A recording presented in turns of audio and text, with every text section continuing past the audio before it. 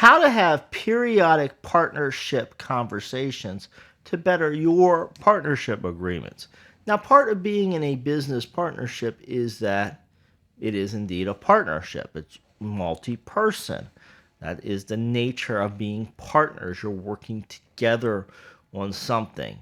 Now, what happens in partnerships, and many of you will know this from your domestic relationships, but some people also know it from business as well, is partnerships require work, right? Whether that's a parent-child, spouses, roommates, people going on a road trip together, and especially in business, you've got to figure out how to work together. You're not going to agree on everything, and there's also going to be common issues. So what you want to do is have periodic conversations about how the partnership's working. For instance, one thing I've seen come up a lot in a partnership is changing time allocations.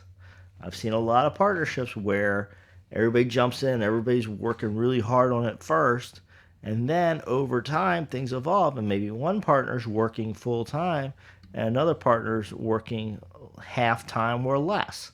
Now the partnership has changed. Maybe there needs to be an adjustment to the partnership agreement to reflect the unequal time allocations. Maybe money. Sometimes one partner has more money than the other, and they become the de facto go-to to keep the partnership funding, particularly when things get tight for money. Is that something that needs to be recognized in the partnership agreement? Are we coming up on life events? Is somebody thinking about retirement? Is somebody thinking about moving locations? Is somebody changing their philosophies about life and business? All of these things are perfectly normal. All of these things happen, but all of these are things that potentially need to go back into that partnership agreement. So what you want to do is have periodic conversations. Now, these can generally happen between the partners. It's not a bad idea potentially to involve your company counsel, at least to flag issues, to talk about the things you should talk about. Maybe you and your partners want to have a retreat. Maybe you want to make it part of a bigger company meeting, quarterly meeting, where you the partners break off for an extra day separately. Your corporate lawyer can probably prompt you with things to talk about and ideas to discuss to help you facilitate that.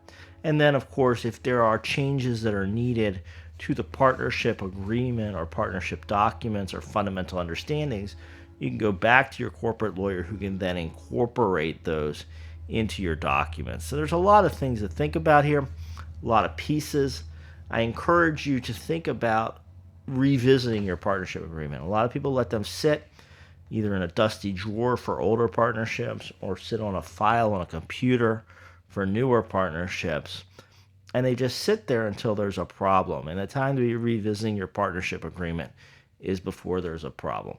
Would love your thoughts, comments, and questions. Go ahead and drop them below. Remember, though, that these social media type videos that you're seeing over the internet are not necessarily confidential. So when people are not confidential, when people see your comments, everybody will see your comments. So don't put anything in there confidential, things that you don't want other people seeing.